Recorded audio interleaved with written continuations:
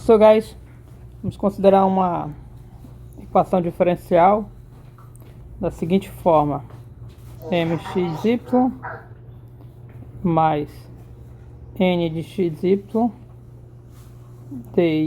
dx igual a zero. Aqui nessa equação, m é uma função de duas variáveis, x e y. N é outra função que também de duas variáveis, x e y. Para quem não sabe o que é uma função de duas variáveis, é uma função onde o domínio você pega como sendo um subconjunto do R2 e contradomínio real. Então essa é uma função real de duas variáveis reais. O R2 é o conjunto dos pares x e y reais, tal que os pares x e y, tal que x pertence aos reais e y pertence aos reais. Oi, pai. Então, como o domínio é um subconjunto do R2, os elementos no domínio são pares, x e y, então que é um par. X e y representam números reais. É uma expansão da função que a gente vê lá no cálculo 1, que é só uma variável lá. O domínio era real, uma variável. Aqui o domínio são duas variáveis. Ok. Observe que essa é uma equação de ordem 1. É uma equação, ou de primeira ordem, como queira. É uma equação que não está no nosso formato, nossa forma padrão. Aliás, a nossa forma normal, que é, para quem não lembra, a gente viu aqui na aula 5, vimos um resumo de forma normal de uma equação. Em resumo, se você não lembra, a forma normal de uma equação é aquela onde a derivada está isolada e todo o resto do lado direito. Ok? Então aqui não está na nossa forma normal de uma equação. Mas está em outro formato, onde a gente tem aqui a derivada, onde nesse formato todos os membros da nossa equação estão do lado esquerdo, que está aqui, e aqui do lado direito somente o zero. Você tem aqui a derivada de ordem 1, porque é uma equação de ordem 1, não tem derivada de ordem maior do que essa. E aqui algum possível coeficiente multiplicando a derivada, que pode acontecer. E aqui uma parcela sem a derivada, podendo possivelmente ter a derivada de ordem zero, por causa do y, depende de y aqui. Essa equação ela pode ser linear ou não. Ela pode ter um aspecto linear, guys, mas não necessariamente. Essa função ela depende de y. Se não dependesse de y, seria linear, claro, dependendo do outro termo aqui. Mas pelo menos essa parcela seria linear. Por exemplo, quem pode ser o n? Pode ser raiz de y e já perde linearidade. Como a gente sabe, na linearidade o y não pode estar sendo perturbado por ninguém além de um produto, que o y é a derivada de ordem zero. Esse aqui pode ser qualquer coisa, pode ser y menos x, por exemplo. Então a equação seria esse formato, ok? Mas aqui pode ser também, se for y menos x, dá até para organizar essa equação. Você poderia reorganizar da seguinte maneira, colocando a nossa forma normal: dy dx como sendo x, eu vou botar assim, menos y sobre raiz de y, mais x sobre raiz de y. Seria essa na forma normal. Ok? Mas não é o nosso interesse, eu vou apagar aqui, ó. Isso aqui era só para vocês terem ideia. Então, essa aqui é uma equação diferencial. No que a gente pretende trabalhar, ficará mais fácil trabalhar na sua forma diferencial. Não sei se vocês recordam da forma diferencial de uma equação. E nesse formato é mais fácil de colocar direto para a forma diferencial. Qual é a forma diferencial dessa equação? A forma diferencial vai ser o que? Vai ser m. Vou manter, eu vou deixar tudo black. Aqui eu vou passar rapidinho. Pronto. Qual é a forma diferencial de uma equação? Quem não lembra é aplicar, é como se fosse, entre aspas, multiplicar pelo dx. Não é uma multiplicação. A gente fala como se fosse porque as propriedades são muito semelhantes. Então vai ficar... e também aí acaba ajudando a lembrar. M de x e y. Opa! Pronto. Tá. Não tinha caído. Sim. Então, na forma diferencial, a nossa equação fica da seguinte maneira. Essa vírgula aqui não está legal. M de x e y dx mais, aí você vem, não está legal, eu vou colocar menor, M de x y dx mais o N de xy e dy igual a zero. Essa aqui é o que? É a forma diferencial daquela nossa equação, dessa nossa equação aqui.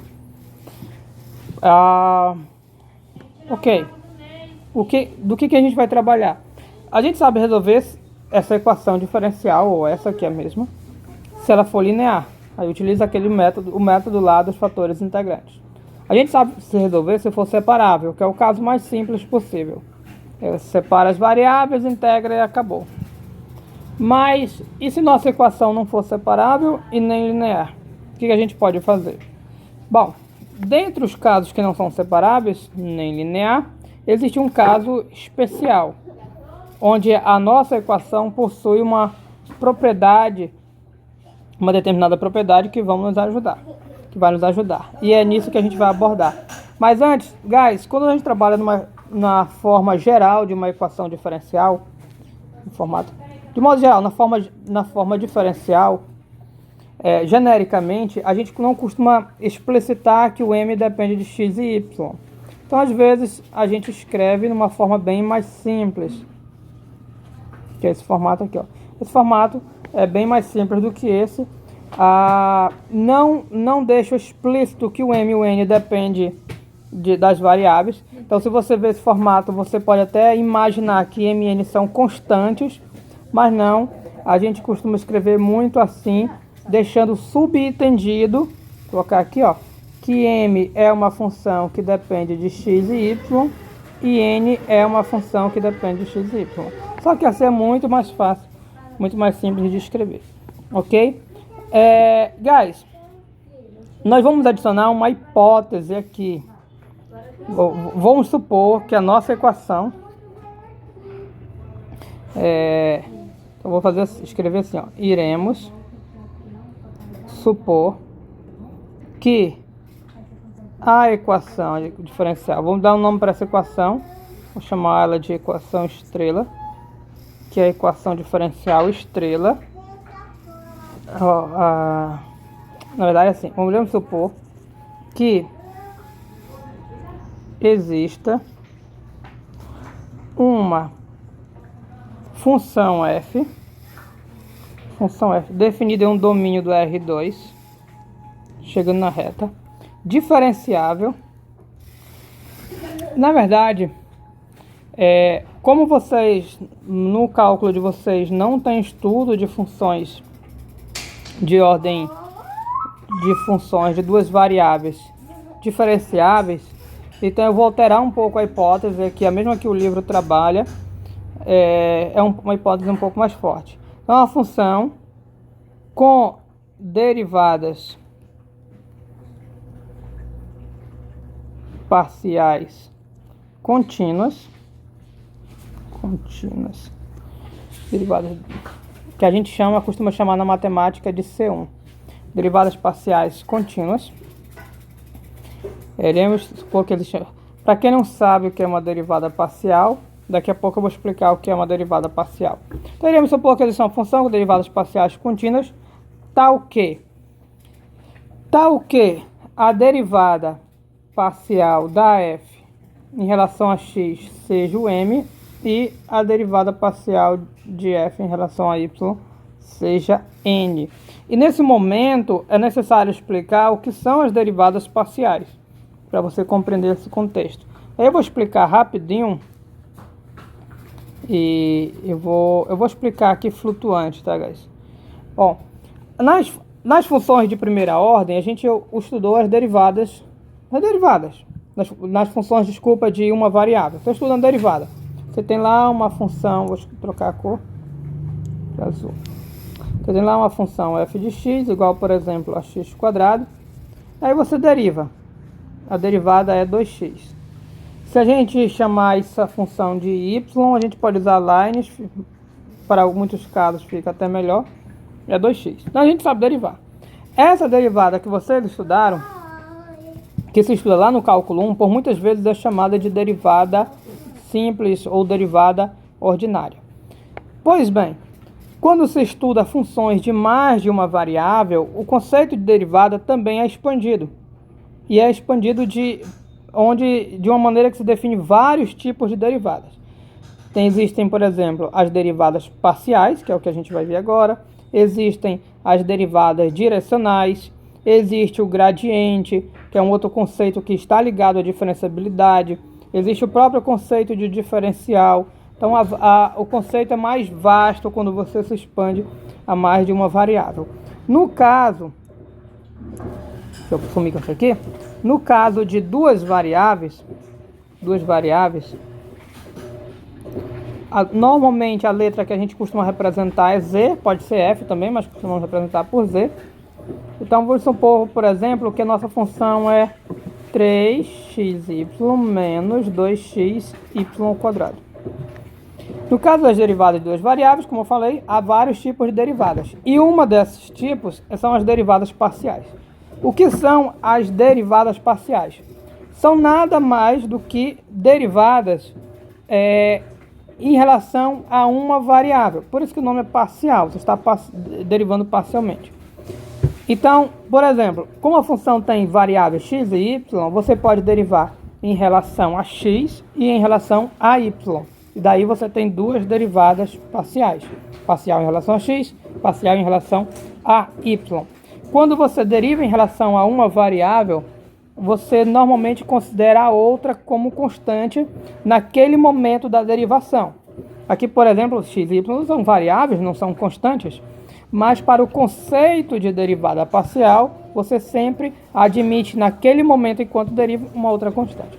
Então eu posso calcular a derivada parcial de f em relação a x, para efeito de exemplo.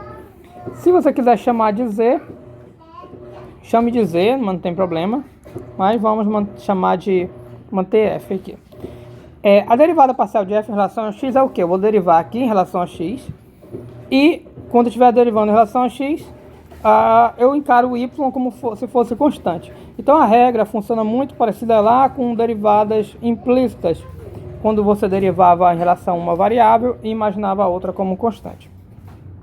Pois bem, derivando a f em relação a x, vai dar o quê? Na primeira parcela, lembre que o y funciona como constante. Então isso aqui é constante e aqui é a variável. A gente sabe que derivada de constante vezes variável é a própria constante. Menos. Nessa parcela, a mesma coisa. X é variável, 2y² é constante, para efeito de derivação. Então, essa é a derivada em relação a x. A derivada de f em relação a y, ou com respeito a y, vai ser o quê? Então, novamente, primeira parcela, eu vou derivar. Tá 3x menos, porque aqui o y é variável. Aqui, esse aqui é constante, a gente repete a constante e deriva a função.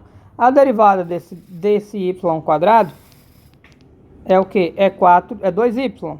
Então tá aqui o 2, tá aqui o y. Pronto, essa derivada. Para quem não viu, o 2 ele vai para frente e multiplica esse 2. Já vira esse 4 aqui, ó. Vira esse 4. É a regra da potência de uma variável. Então, está derivado. Outra coisa a saber a respeito das derivadas parciais que a gente vai utilizar aqui. A notação. Quando se deriva funções de mais de uma variável, você não usa o d para derivada parcial. Você usa esse símbolo aqui, que é chamado de dρ. Então aqui é dρf, dρx, dρf, dρx, dρf, dρy. Muitas vezes a gente acaba chamando ele de d na hora de derivar. df, dy, mas é para simplificar a linguagem. O nome do símbolo é dρ. Outra coisa sobre derivadas parciais. E o vídeo já está ficando longo. Essa derivada parcial ela pode ser reescrita em outra notação. A gente escreve nessa notação que é muito mais simples. Ou seja, pega o nome da função que é f e coloca a variável de derivação no subíndice, bem aqui. Então, fx indica a derivada de f em relação a x. Como a função é chamada de z, você também poderia chamar de zx. Fica a seu critério. Aqui também, então, eu poderia chamar de fy ou de zy, como queira. Ou seja, há várias maneiras também de se representar uma derivada parcial. Agora, diferente lá da derivada de primeira ordem, de uma variável, nós não temos notação de linha aqui. Aquela notação de linha, f' de x, é específicos das derivadas de uma variável. Mais de uma variável, não tem a notação de linha, mas tem essa notação que ela é muito boa, porque ela é mais rápida de escrever. E o que mais precisa falar de derivadas parciais? Acho que é isso. Se precisar falar alguma outra coisa a mais, eu falo no decorrer do texto. Daí a gente pode voltar para a nossa EDO depois dessa mini aula de cálculo 2, ok? No próximo vídeo a gente continua.